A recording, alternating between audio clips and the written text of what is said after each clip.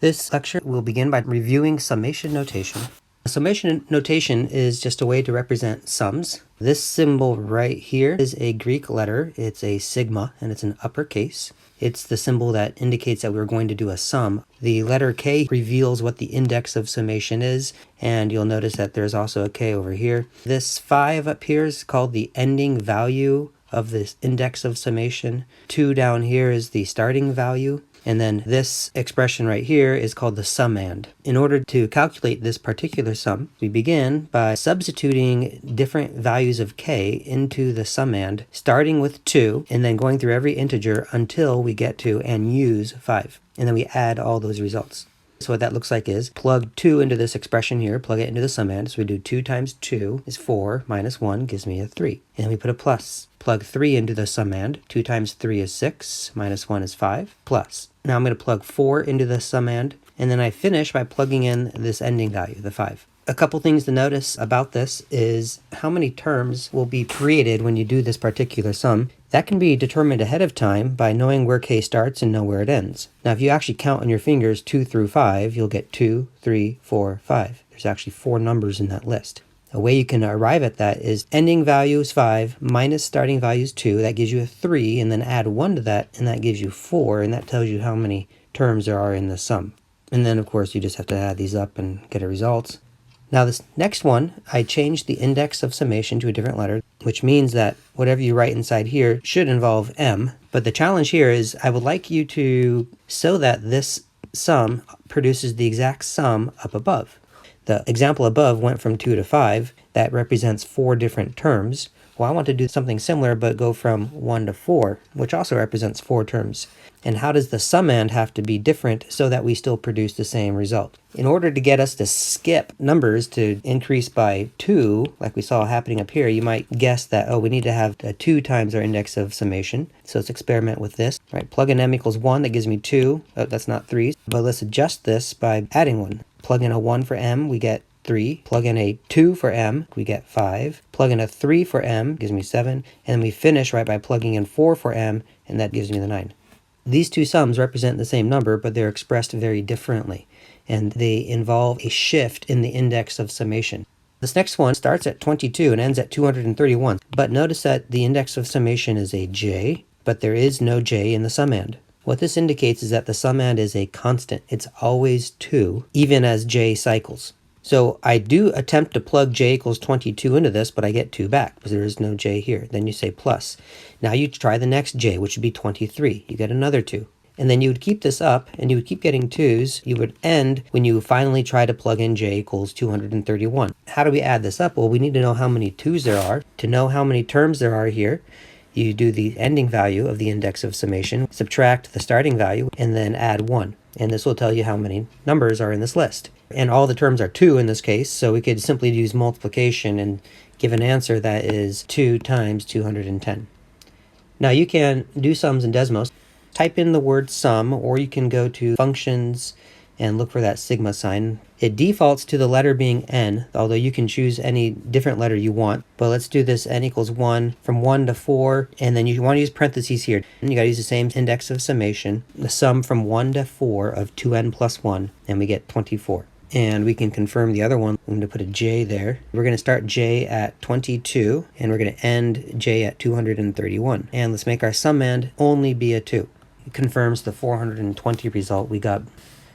Now let's connect sequences and summation notation. A sequence is just a list of numbers, and for every sequence you can create a companionship sequence. That's called the sequence of partial sums. The nth term of the sequence of partial sum, we're going to use Sn. It's found by adding up the first n terms of the sequence, which can be condensed using this summation notation. So here's a sequence that's defined explicitly. Let's go ahead and find the first 5 terms. The first term, a sub 1. Plug in a 1 for the k, so you get negative 2 raised to the 0. That's just going to be, let's find the second term. Third term, the fourth term of the sequence. At this point, you might pick up on a pattern.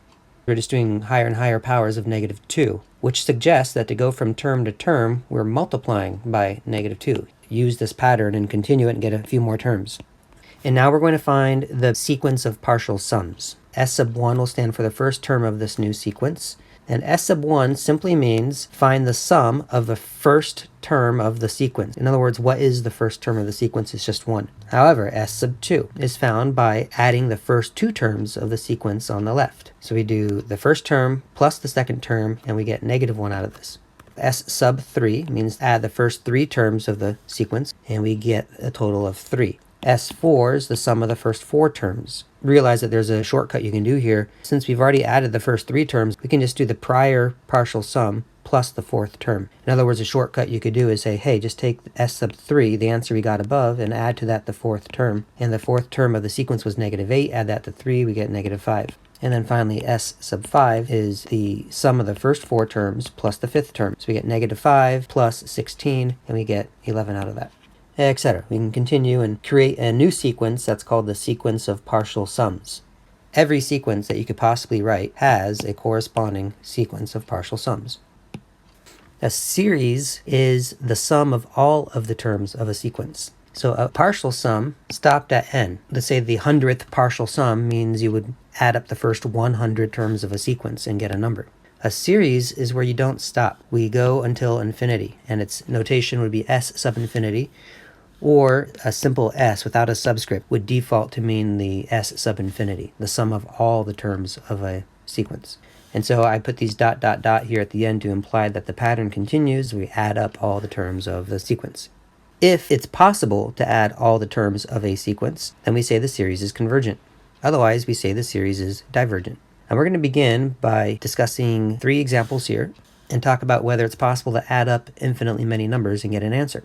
So this first example, 1/2 plus 1/4 plus 1/8 plus 1/16. You can pick up on a pattern. The next one would be 1/32, and then add 1/64, etc. And we just add these forever. Visually, what's happening here is that imagine that we have a box whose area is 1. I cut this box in half, and I move that half over here. So the area of the 2 pieces is still 1. But then I cut this one in half and move that half over here. So notice I still have an area total of 1. And then I cut that in half, and I still have a area of 1. Well, if I were to keep this up indefinitely, remember the area of the original, so this area right here was 1 to begin with. So we're just going to add up these areas here. So this area here had an area of 1/2. This next one was half of that, a 4th. This next one was half of that, 1/8. And then this was half of that, etc., 1/16. And if you add these all together and you kept the process up indefinitely, you're really just going to get the total area of the box that we started with, which was 1. All right, so this suggests that the sum above is going to be equal to 1. 0.3 plus 0.03 plus 0.003, etc. forever. If you line these up this way, the 3's all line up in such a way that you really get an answer that's just going to be 0.3 repeating, which we know is the decimal representation of 1/3, suggesting that this series should add to just 1/3. In this third example, 1 plus 2 plus 3 plus 4, and this one's going to be a little bit different than the first 2 examples because the size of the numbers as we go down the list is getting larger and larger. So if I were to say what's the sum of the first 1,000 terms of this sequence, we would get a very large number. The sum of the first 1,000,000 terms, an even larger number. So it stands to reason that this sum, if it doesn't end, if it goes forever, just keeps getting bigger and bigger and bigger, and it blows up to infinity. Therefore, this series is divergent, whereas in these other cases, both of these cases are convergent. Now, a big question is going to be analyzing series and determining whether the sum of the series is possible, so whether it's convergent, or whether the series would be divergent. We're going to investigate a certain kind of series called a geometric series. So your basic structure of a geometric sequence, it has some sort of first term. We'll just use A for the first term. And then to go to the next term, we multiply that by some number, which we'll call R. R is called the ratio. We call it the ratio because if you take any term and divide it by the term before it, you should get this number R. Then find the next term. To go from this term to that term, you just multiply by R again, and you just multiply by R again. So you can just see this increasing power on R. So in general, like take a look at this term right here. This was the third term of the sequence, but the power on R is one number less than 3. This is the fourth term of the sequence, but the power on R is one number less than 4. If you want to know the nth term of the geometric sequence, you do the first term A and multiply it by R, but raise it to the one number less. So, for example, the 20th term of a geometric sequence will be the first term times the ratio, but to the 19th power. If you're working with a geometric sequence and you know the first term and you know the ratio, then there's a formula for calculating the nth partial sum. So if you want to add up the first 100 terms of a geometric sequence, then you would plug in the first term goes in for A, the r's here are the ratio, n would be 100 if that's what you're going for. And then you can use this formula here to calculate that sum. I don't want to say too much more about that. This is all review, by the way, of things you should have seen in a college algebra class. Geometric series, if the ratio is of an appropriate size, so it has to be between -1 and 1, exclusive of those endpoints, then the sum of a geometric series will exist, and you can calculate it by using this formula. So our first example of using this will be right here. This is a clear case of a series, and the reason we know that is because of this infinity right there. In other words, all the terms of some sequence are being added together. And this one starts at n equals 2. They don't always have to start at n equals 1, so let's just begin writing out some of the terms of this. Plug in 2 first into the summand, and then plus. Now plug in 3 right here, plus. Now plug in a 4. At this point, you hopefully have picked up on a pattern to go from term to term. That pattern is to go from this term to that term, we multiplied by 1/3. To go from this term to this term, it's the same. So we're able to predict what the next term is going to be. It's going to be 5 over and then triple 81. But this is a clear example of a geometric series because we are multiplying by 1/3, a constant number, to go from term to term. And there's infinitely many terms. That's what makes it a series. So we refer to this formula here. If the ratio is the appropriate size, then the sum of the series can be calculated using this formula. So we got to do a check on how big the ratio is and make sure it's between -1 and 1. Our ratio is 1/3, and 1/3 is in the interval from -1 to 1. This is just another way of saying that 1/3 is between -1 and 1. Just recall that symbol there just means is an element of, and here I'm using interval notation. Because the ratio is the correct size, we can use the formula that's right here. A stands for the first term, divided by 1 minus the ratio. So we have 5/9 divided by 2/3, so we get 5/9 times 3/2, so 5/6. Now I want to show you doing this with Desmos. We're doing a series, so we want to end at infinity. Type in infinity up there, and let's put an expression here and see if Desmos is able to calculate this. Notice that summation bounds must be finite numbers, so it won't be able to calculate a infinite sum for us. Other software could. You could probably go to Wolfram and type that in, not a problem. But what we could do is the following. Put a letter up there, like a capital letter. Let's put a capital N, and then add a slider for N. Let's let 2 be the smallest it can be, because that's the starting value of the index. And let's say the largest it can be is 1,000. Step size of 1. So also, I'm going to click this fraction symbol here so we can see a fraction version. When capital N is 2, that means we're really only doing one term. When the final value of the index of summation matches the starting value, it just means plug in that one number only. When capital N increases to 3, we get the sum of the first 2 terms. I'm curious to see what happens as n just gets very large. So let's just start plugging in some large numbers here for capital N. Let's start with 10.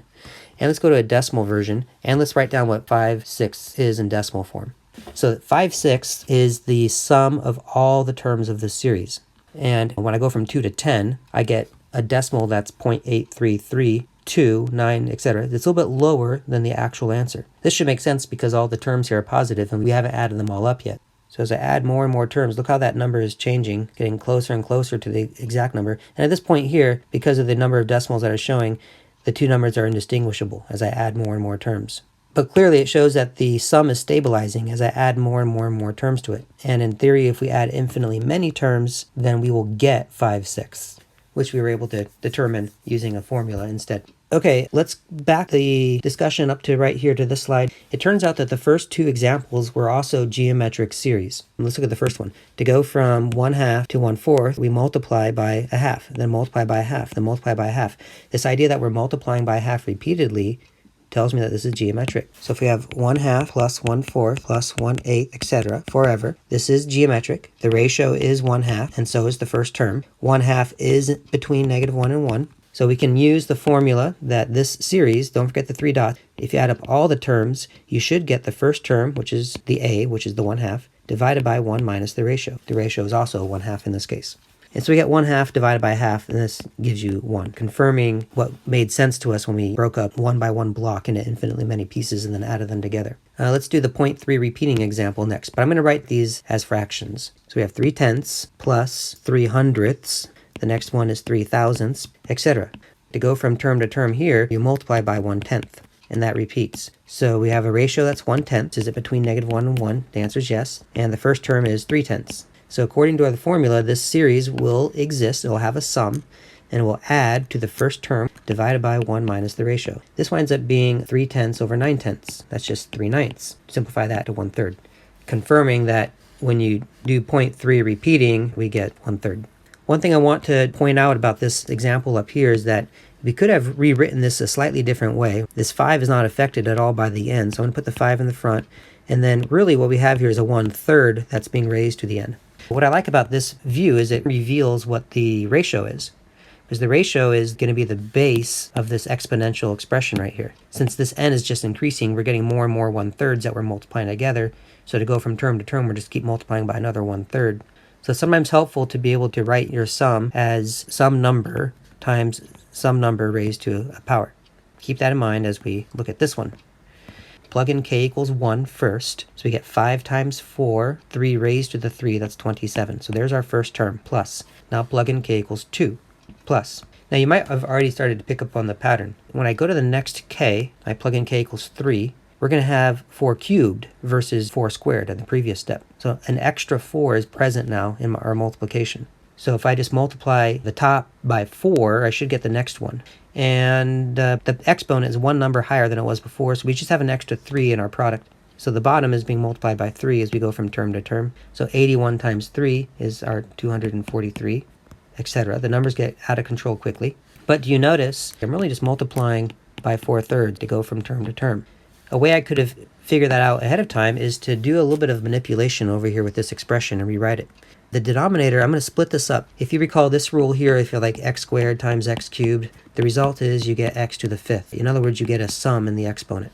I'm going to use this property backwards. I'm going to break up this 3 to the k plus 2 and write that instead as 3 to the k times 3 to the 2.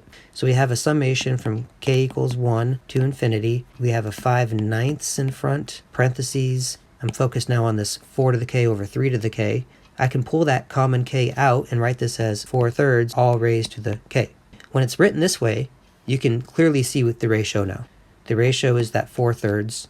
Be careful you don't assume that the 5/9 is the first term. The first term is totally dictated by what your starting value of k is. So when you plug in k equals 1, your actual first term of this isn't 5/9, it's going to be 20/27. The ratio here is 4/3. 4/3 is not in the interval from -1 to 1. It's too big. Therefore, the series does not exist in this example. It's a divergent series, which should make sense in this regard. Multiplying by 4/3 is increasing the size of a number. Continuing to multiply by 4/3 is exponential growth. The terms themselves are approaching infinity.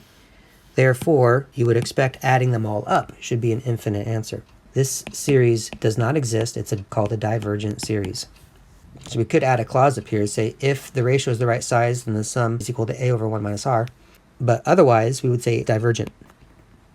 Next one, let's do our manipulation of this as well to see what the ratio is. All right, this will be equal to a sum. I'm going to break apart this -5 to the m plus 1 into 2 separate powers. And this starts at m equals 1 and goes to infinity. So again, this is a series because of the infinity. If this was a number, this would be a partial sum. It's always possible to add up a finite number of numbers. The questions that we're exploring is whether it's possible to add up infinitely many. If I were to do a little bit more manipulation here of this summation, we would get just a -7/5 as the part that's unaffected by the m, and then a -2/5 that is being raised to the m. This reveals the ratio right away. The ratio is the base of this exponential expression, the -2/5. Okay, let's write out some of the terms of this. Plug in m equals 1. That's really all I need to know at this point to use the formula. I know ahead of time the ratio is going to be -2/5. And we know that -2/5 is between -1 and 1. We just now discovered that the first term is 14/25. And in order to use the formula, we have all the information that we need. But just for fun, let's go ahead and figure out what the next term would be. Plug in m equals 2. The next one will be positive 56/6/25. Because our ratio is negative, when you continue to multiply by a negative number to go from term to term, you're going to just keep changing the sign. If I were to continue this, you would see what's called an alternating series. We have plus minus, plus minus, plus minus. Anyway, I didn't have to do a lot of the stuff I'm doing right now. Once I knew that the ratio was the right size, once I knew that this was geometric, and once I knew what the first term was, I was able to go straight to an answer. So in the end, this will be equal to the first term, which is 14/25, divided by 1 minus the ratio, and the ratio is negative. So that really is 1 plus 2/5, that's 7/5. I'm going to invert and multiply, and we wind up getting 2/5 as an answer.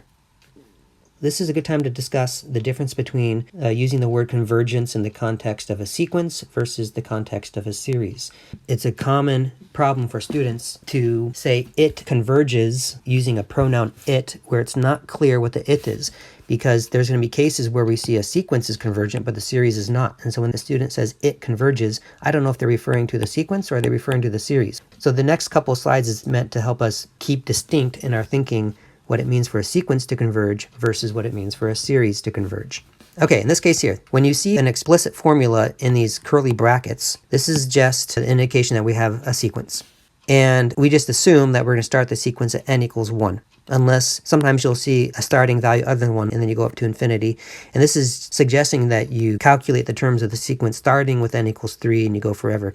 But because there's no sigma in front of here, do not add them up. You're making a list of numbers, not a sum of numbers, right? That's a big distinction. But if there's no clarification about what n should start at, just assume it starts at n equals 1. So as a list of numbers, the first term would be plug in a 1. 12/3 is the first number. The next number is 12/9. The next number is 12/27. And we create a sequence. Now, when we talk about whether a sequence is convergent, we're saying, is there a number that the terms themselves are approaching? And in a case like this, we have a constant numerator, but a rapidly increasing denominator. So the terms themselves are shrinking to 0. Eventually, if you go far enough out in the sequence, for all practical purposes, you're going to have numbers that are essentially 0, which suggests that the sequence itself, the terms of the sequence, are approaching 0 as n approaches infinity. So we say that this is a convergent sequence because the sequence has a limit. Now, everything changes when I put a summation sign in front of this. This now suggests that we're adding up the terms of the sequence. Notice this will produce the exact same terms from the sequence above. In fact, I could have done the sequence up here by saying, hey, the first one was 4, the next one was 4/3, then it was 4/9. It does approach 0. Those are the terms after you simplify them.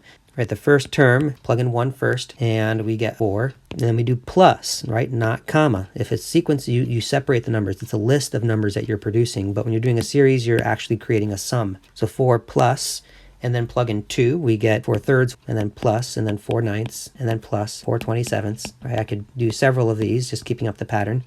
Now, the size of the terms, right, if you focus on just the individual terms as you go down the list, it's true that the size of the terms are approaching 0. The further out we go in this list, the smaller the terms are. But 0 is not the sum of the series. The series is going to be adding all of these. It's a different conceptual idea than thinking about the limit of a sequence. This is geometric. The ratio is 1/3. The first term is 4. 1/3 is between -1 and 1, right? Therefore, we can use that geometric formula that we've been using, and this sum will be the first term, which is 4, divided by 1 minus the ratio. So it's going to be 4 divided by 2/3, and 4 divided by 2/3 is 6. So because the sum of the series is possible, we say that the series is convergent. We also get to say that the sequence was convergent as well. But they're different conceptual ideas. Let's look at this one here. If convergent, find the limit of the sequence as n approaches infinity. Okay, so this one here, again, we can assume it starts at n equals 1. We could write out some of the terms of the sequence. The question is, are these terms themselves approaching a certain number? Well, we could have determined this without writing out some of the terms, right? We can look at this and say, what happens as n goes to infinity? The top goes to infinity, but so does the bottom. So we can use L'Hopital's rule and do a derivative over a derivative. And if I do that, the derivative of n plus 1 is 1, and the derivative of 2n plus 3 is 2. When you get a constant like this, after you differentiate the top and the bottom, this constant is going to be the limit of the sequence. Oh, you can also use the fact that, if you recall from our earlier discussion, that this is a degree 1, this is a degree 1. So this is a balanced rational expression. Therefore, you can just divide the leading coefficients. There's a 1 in front of that n. The ratio of the leading coefficients would be that 1/2. Right? So there are a few ways you can analyze this sequence, but it does approach 1/2. Therefore, this is a convergent sequence. Now, in the context of a series, we would get the same numbers I got up above, but we'd be adding them together. If you go far enough out in the sequence, the terms start to essentially be 1/2. Because the sequence converges to 1/2, the series effectively becomes, like the whole right side of this series, I call this the tail of the series. It's effectively like adding 1/2 forever. Now think about what would happen if you added 1/2 forever. 1/2 plus a half plus a half plus a half plus a half plus a half. Forever would add to infinity. The total value of the sum will be infinity. And infinity is a case of a divergent series. So this is a good example to illustrate that we have a sequence that converges to 1/2, so it's a convergent sequence. But when you try to add up the terms of the sequence, the series is divergent. This is a good example of when a student says to me, hey, it converges. And I'm like, what is the it? What are you talking about? Are you thinking about the sequence converging to 1/2? Or are you trying to falsely tell me that the series converges? Here's a case. This one's interesting. As a sequence 1 over n, as n approaches infinity, this approaches 0. Let's go ahead and write out just a few of these terms. As a sequence, the terms approaches 0. If you start adding these things together, I'm curious what happens in this case. Now the terms are shrinking to 0, so we don't have the same obvious issue we have in this last example where the terms approached a half, and adding 1/2 forever adds to infinity. But here, it's like we're adding a bunch of zeros at the end. And so you might argue that the tail of the series adds the 0, therefore all of this is going to be some sort of finite number when all is said and done.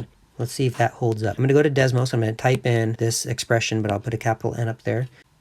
Notice what's happening to the results above as the upper number is getting bigger and bigger and bigger. Let me pause this, and I'm going to force some certain values in here for capital N, like 10. And then I'm going to make that 100. When I went from 10 to 100, our sum went from 2.9 to 5.18. So it's not surprising that it increased because we're adding more and more terms. But the question is, does it stabilize as capital N gets bigger and bigger and bigger? There's 1,000 terms, adds to 7.4. So no stabilization visible yet. There's 10,000 terms, got bigger still. 100,000 terms, got bigger still. 100 million terms, and Desmos added them together and got roughly 19. Let's do 1 billion terms. Desmos is thinking. There's a delay happening because it takes time for even the computer to do this calculation. Boom, it just increased to 21.3. I'm not seeing stabilization happen. And I can't just keep adding zeros because eventually we're going to bog down the machine. It doesn't appear that stabilization is occurring in this case. Turns out that when you add up these fractions all together, all of them, that the sum blows up to infinity, even though the individual numbers that are going down the list are shrinking to 0. So we have a case where the terms of a series shrink to 0, yet when you add them all up together, you get infinity. This is an important discovery. Take a look back at some of these other examples. Okay, this one here, the sequence converged to 0, and the series was convergent. Here we had a sequence that was convergent, but it converged to 1/2, not to 0. So that's like when I do the series version of this and I add up essentially 1/2 forever in the tail, you get infinity. It should make sense to you that if a sequence converges to a number that's not 0, then when you try to add up all the terms of that sequence, you're going to get a divergent answer every time. So if the sequence does not approach 0, like it doesn't here, then we should expect divergent series every time. So you might, looking back at this example, you might therefore say, oh, but if the sequence does converge to 0, then I get a convergent series. However, our third example contradicts that. Here's an example of a sequence. It converges to 0, yet the series is divergent. When you add them all up, you get infinity. This example here should be like a parrot sitting on your shoulder that warns you every time you're tempted to say that because a sequence converges to 0, that the series itself, that this sum will be some finite number. You must be careful. That is not a good conclusion to make, which leads us to the divergence test. If the terms of a sequence do not approach 0, then the corresponding series is divergent. The symbolic version of the statement is below. This is referring to a sequence. This says does not approach 0. Implies that the series diverges. This direction arrow is one direction, suggesting that the opposite direction is not necessarily true. One directional logic is something like, if it is raining outside, then the playground is wet. But you can't reverse that statement and say, if the playground is wet, therefore it's raining outside. Because there could be lots of explanations other than rain for why a playground might be wet. So logical directional implications are not always reversible. If they were reversible, then the symbol we would put here, we put a second little arrow saying that they imply each other. Now, however, you can do something called the contrapositive. You can take this statement and negate both sides and switch the direction. So if you have a series that is convergent, then that implies, so reverse direction, that the corresponding sequence did go to 0. These two statements are logically equivalent. Think of the playground wet thing. If the outdoor playground is not wet, then we can conclude that it was not raining. That's a logically equivalent argument to saying that if it's raining, then the playground's wet. If you go back at all the examples in the previous slides where a series was convergent, you will notice that every time the series was convergent, we had a corresponding sequence that was also convergent, but specifically convergent to 0. If the terms of a sequence do approach 0, then we cannot make any conclusion about the convergence of the series. And I say consider the harmonic series, which is this one here. This series here is known as the harmonic series. It serves as our example of a series whose sequence converges to 0, yet whose series is divergent, adds to infinity. So let's take a look at these ones here. So here we have a k over 5k plus 1. Now, as a sequence, it says k goes to infinity. This is a balanced, rational expression. We're going to just divide the leading coefficients and get 1/5. So this sequence does not approach 0. Therefore, this series from k equals 1 to infinity diverges by the divergence test. Take a look at this one here. Sine of k, if you recall, it was a sequence that did this. This does not have a limit. It does not converge at all. It just keeps going up, going down, going up, going down, and never getting closer and closer to any one particular number. This is a divergent sequence, which means that the sequence is not approaching 0. Therefore, the series of sine k diverges. It's not going to be possible to add up all these numbers when the numbers themselves just keep fluctuating around and not stabilizing to 0. Therefore, the sum of all the terms can't stabilize itself. 2 to the k over k factorial. To analyze this one here as a sequence, I'm going to refer back to our domination chain. Here we have a case of a exponential divided by a factorial. These classes of functions dominate each other in such a way that if I were to make a fraction where I put, let's say, the n factorial in the denominator, and then I put some sort of lower tiered sequence up top, like 2 to the n, because the denominator dominates the numerator, this will tend to 0. And this will always be the case if you take any one of these and put that in the denominator, but in the numerator you put something from a lower class that has a sequence, it'll go to 0. And if you flip-flop that, you put a dominant thing in the numerator, then the sequence will go off to infinity. This does approach 0. If a sequence approaches 0, then this test is inconclusive. I cannot say that if the sequence goes to 0 that the series is convergent. So then we would say that the series, just put a big question mark here, is inconclusive. Later, we will learn tools to determine whether this series is convergent or not. Radical k over natural log k, right? Radical k is the same thing as k to the 1/2. So let's go back to our domination chain.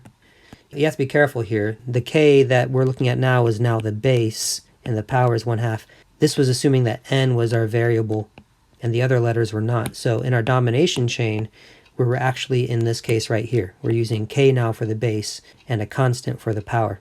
We had to pick some letters to put here, but sometimes those letters, those roles are reversed. They're in different positions, so be mindful. And the other one was a log of k. Well, a log of k is in a lower class than a power of k. A power of k dominates a natural log of k. Therefore, as a sequence, is going to approach infinity. This is going to be a divergent sequence, but it's true that it's not going to 0. Therefore, we can conclude that the corresponding series is divergent. Right? When you try to add them all up, you're going to get infinity as well. So thus, the series will be equal to infinity. It'll be divergent. So it's really nice when the sequence either diverges or converges, but to something non-zero. Here we had a sequence converged to something non-zero. Here we had a sequence diverged, and here we had a sequence diverged. In all such cases, we can say that the corresponding series is divergent. However, if the sequence does converge, and it does converge to 0, like in this third case, this is where this test itself is inconclusive. Be careful you avoid the temptation to say that if a sequence converges to 0, that means that the series will be convergent. The harmonic series should be that parrot on your shoulder to say, hey, that reasoning is false. Just because a sequence goes to 0 does not imply that the series is convergent. The tail of a series. We're going to find the sum of each convergent geometric series. Now, I've already revealed that these are all going to be convergent. They're geometric, so we can actually find their sums. So we have plug in 1 for n, that's going to give us the first term. So 1/2 is the first term. Then n will be 2, that gives me a 4th. And then n will be 3, that'll give me an 8th, etc. First term is 1/2, ratio is 1/2, that's the correct size, so I can use the formula. I get a 1 out of this. Now let's do the same sum and, but notice that our index starts at a different number, n equals 3. Plug in 3 first, so we get 1/8 is the first term. Plug in 4 next, 1/16 will be the next term, and then 1/32, etc. This is also geometric. First term is 1/8, and the ratio is 1/2, which is the correct size, so we can use the formula. And we get 1/8 divided by 1/2. That's going to give me a quarter. Okay, and notice that our two answers are different because, well, they're not the same sums, but they are related. fact, this sum that we see right here, isn't it the same thing that's going to happen from 1/8 on up here? And according to what we just did below, from here on to infinity, that adds to 1/4, right? But then there's an extra 1/4 and an extra 1/2 in front. Now all that together makes that 1. But from 1/8 on only gave me 1/4.